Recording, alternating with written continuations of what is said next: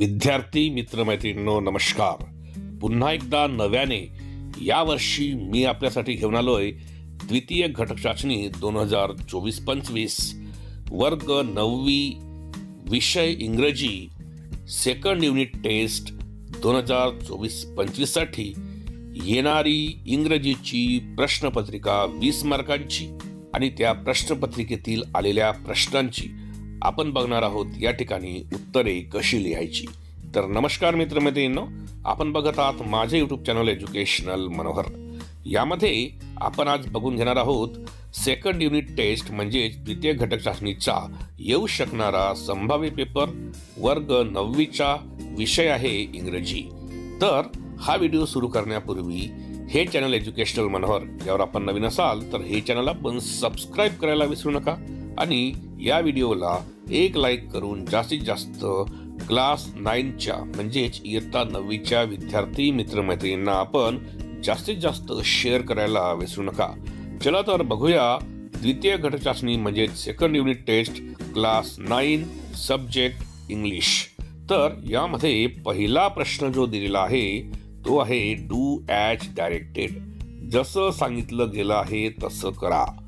पहिला दिलेला आहे पंक्च्युएट द फॉलोविंग म्हणजे दिलेलं जे एक सेंटेन्स आहे त्याला तुम्हाला पंक्च्युएशन मार्क्सचा वापर करून पंक्च्युएट करायचं आहे. जसं बघा, he said what are you doing. या ठिकाणी बघा, सगळ्यात पहिल्यांदा आपल्याला लिहायचं आहे ही सेड. त्यानंतर व्हॉट आर यू डुईंग हे कोणाचं तरी तोंडचं बोललं गेलेलं वाक्य आहे त्याच्यामुळे द्यायचं आहे कॉमा. नंतर द्यायचा आहे डबल इन्व्हर्टेड कॉमा. नंतर लिहायचं आहे व्हॉट, त्याचा डब्ल्यू आपल्याला मोठा लिहायचा आहे. व्हॉट आर यू डुईंग आणि त्यानंतर द्यायचा आहे क्वेश्चन मार्क. क्वेश्चन मार्क दिल्यानंतर पंक्च्युएशन मार्क्स आपले संपले असं नाही, तर यामध्ये डबल इन्व्हर्टेड कॉमा पुन्हा द्यायचा आहे आणि नंतर हे वाक्य झालं आपलं पंक्च्युएट. तर हे झालं ही सेड कॉमा इन्व्हर्टेड कॉमा मध्ये what are you doing inverted comma close आणि क्वेश्चन मार्क. दुसरा आहे राईट अल्फाबेटिकल ऑर्डर. दिलेल्या शब्दांचा अल्फाबेटिकल ऑर्डर लिहा. जसं या ठिकाणी दिलेलं आहे cucumber, cute, cell, call, cake. 12 खडी म्हणजे ABCDच्या क्रमानुसार आपल्याला या शब्दांना लावायचे असते. त्यासाठी आपल्याला पहिल्या अल्फाबेटला प्रत्येक शब्दाच्या काय करायचे असते, अंडरलाईन करायचे असते. पहिला अल्फाबेट आहे C. मग सर्वांमध्ये C सारखा असल्यामुळे अशा वेळी आपल्याला दुसरा अल्फाबेट घ्यायचा आहे. दुसरा अल्फाबेट बघा, कुकुंबर मध्ये आहे U, क्यूट मध्ये आहे U, सेल मध्ये आहे E, कॉल मध्ये आहे A, केक मध्ये आहे A. मग ABCDच्या क्रमानुसार पहिला अल्फाबेट तो A, तर तो A आहे कॉल आणि केक मध्ये. मग अशा वेळी आपल्याला काय करायचं आहे, दोन सारखे असले तर तिसरा अल्फाबेट पाहायचा आहे. तो आहे कॉल मध्ये L आणि केक मध्ये आहे K. तर K हा 12 खडीमध्ये L च्या पूर्वी येतो म्हणून आपला पहिला शब्द येईल केक. त्यानंतर दुसरा शब्द आपण लिहूया कॉल. त्यानंतर बघा इकडे U नंतर इकडे CL सेल आहे म्हणजे C नंतर दुसरा अल्फाबेट E हा U च्या अगोदर येतो म्हणून तिसरा आपला वर्ड येईल सेल. त्यानंतर बघा कुकुंबर आणि क्यूट यामध्ये U सेम आहे. मग तिसरा अल्फाबेट पहा, कुकुंबर मध्ये C आहे आणि क्यूट मध्ये आहे T. तर C हा अगोदर येतो म्हणून त्यानंतरचा जो वर्ड येईल तो येईल कुकुंबर आणि शेवटी येईल आपला क्यूट. तर आपला जो एक अल्फाबेटिकल ऑर्डर असेल तो कसा असेल, cake, call, cell, cucumber, cute. त्यानंतर बघा complete the word chain of following. दिलेल्या शब्दांची वर्ड चेन कम्प्लीट करा. यामध्ये तुम्हाला पहिला शब्द दिलेला आहे STAIN स्टेन. याच्या शेवटच्या अल्फाबेट पासून तुम्हाला काय करायचं आहे, नवीन शब्द बनवायचा आहे. N पासून बनवूया आपण नोज. नोजच्या शेवटचा अल्फाबेट E पासून बनवूया आपण या ठिकाणी इयर EAR. त्यानंतर R पासून बनवूया आपण ROAC रोज. पुन्हा आलेला आहे E, त्याच्यापासून आपण बनवूया या ठिकाणी EYES आईज. तर अशा पद्धतीने तुम्ही ते वर्ड चेन कम्प्लीट करू शकता. त्यानंतर क्वेश्चन 2 पहा, read the passage and answer the following. एक पॅसेज दिलेला आहे, दस Troy was a strong city strongly protected by it's walls. तर या ठिकाणी ट्रॉय हा एक पॅसेज दिलेला आहे आणि त्या पॅसेजवर आधारित तुम्हाला क्वेश्चन्स विचारलेले आहेत. मी या ठिकाणी तुम्हाला सरळ त्या प्रश्नांची उत्तरे सांगणार आहे कारण पॅसेजला वर खाली करण्यामध्ये आपल्याला ते वेळ जाईल. हू डिक्लेअर्ड वॉर अगेन्स्ट ट्रोजन्स. ट्रोजन्सच्या अगेन्स्टमध्ये कोणी वॉर डिक्लेअर केली या ठिकाणी म्हटलेलं आहे. तर बघा या ठिकाणी ती कोणती आहे? All the kings and heroes of Greece. ठीक आहे, आणि म्हणून आपलं उत्तर असणार आहे all the kings and heroes of Greece. हे आपण त्यामध्ये उत्तर लिहू शकतो. त्यानंतर how long the siege continued. किती लांब तो सीज म्हणजेच तो वेढा कंटिन्यू ठरला, तर कंटिन्यू राहिला, तर तो आहे बघा खालची शेवटची ओळ आहे त्याच्यामध्ये फॉर 10 लॉंग इयर्स. ठीक आहे, अशा पद्धतीने आपण त्याचं उत्तर लिहिणार आहोत. तिसरा प्रश्न यामध्ये दिलेला आहे हाऊ वॉज ट्रॉय. ट्रॉय कसा होता? तर या ठिकाणी बघा याचं उत्तर आपल्याला वर दिसते इकडे. तर याचं उत्तर आहे Troy was a strong city, strongly protected by it's walls and strongly defended bye it's brave soldiers. तर बघा याचं उत्तर आपण या ठिकाणी हाऊ वॉज ट्रॉय हे जे तुम्हाला दिसतंय ते आपण त्या ठिकाणी लिहू शकतो. त्यानंतर बघा या ठिकाणी क्वेश्चन सी आहे write 4 adjectives from the passage. या ठिकाणी पॅसेजमधून तुम्हाला काय करायचे आहेत? 4 ॲडजेक्टिव्ज लिहायचे आहेत. तर 4 ॲडजेक्टिव्ज आपण या ठिकाणी कोणतेही घेऊ शकतो. ॲडजेक्टिव्ह म्हणजे काय? नाउन बद्दल विशेष माहिती सांगणारा. एक आहे आपण या ठिकाणी बघा स्ट्रॉंग दिसतोय, त्यानंतर ब्रेव दिसतोय, त्यानंतर पुन्हा तुम्हाला या ठिकाणी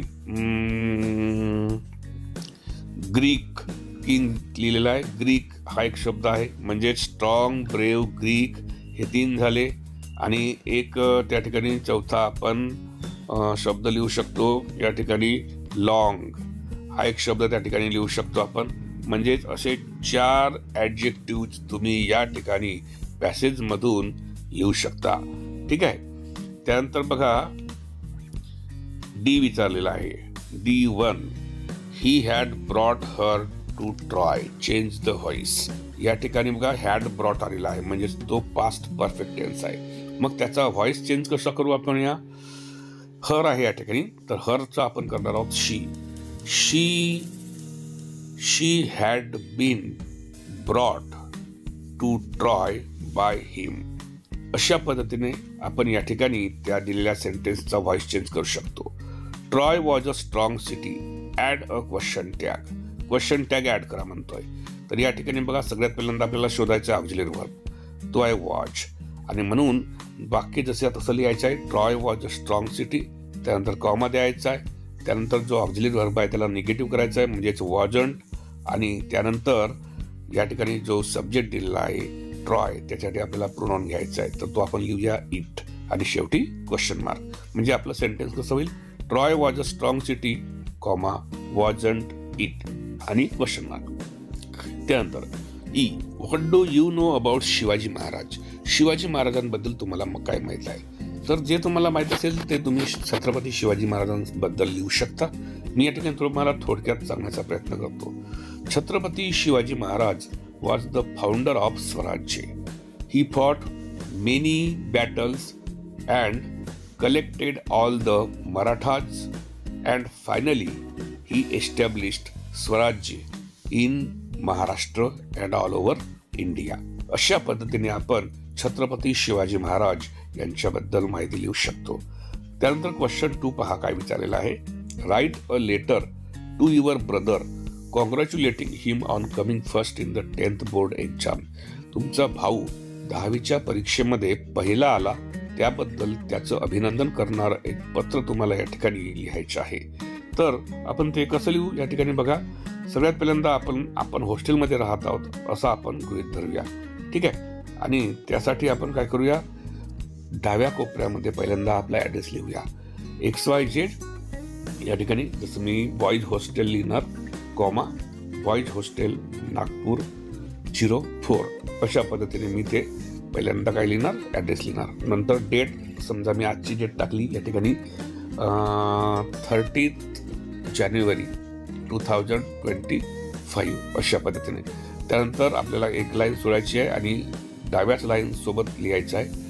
जसं तुम्ही आपल्या ब्रदरचं नाव लिहू शकता, कोणतं नाव लिहू शकता किंवा डिअर ब्रदर लिहू शकता. मी घेतलं dear Anuj, comma how are you, I hope you are fine.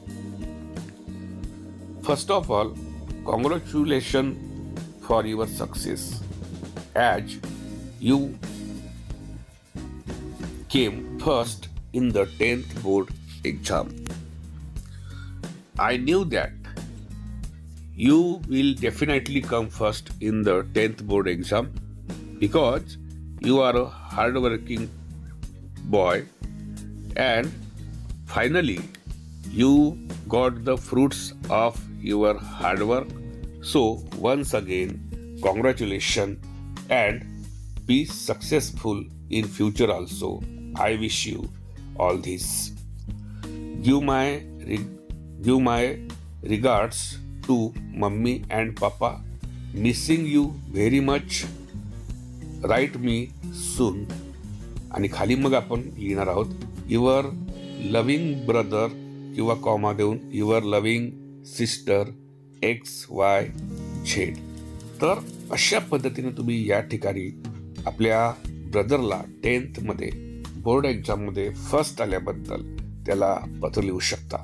तर एकंदरीत तुम्ही जर हा पेपर पाहिला तर बघा हे 4 मार्क्स, त्यानंतर दिलेला पॅसेज होता तुम्हाला हा 10 मार्कांचा, त्यानंतर हे 2, 2, 2 असे 6 मार्क्स म्हणजे टोटल 20 मार्कांचा द्वितीय घटक चाचणीचा हा पेपर होता. अशाच पॅटर्नवर तुम्हाला पेपर येणार आहे मित्रमैत्रिणींनो आणि अशाच पद्धतीने तुम्हाला त्यांची उत्तरे लिहायची आहेत.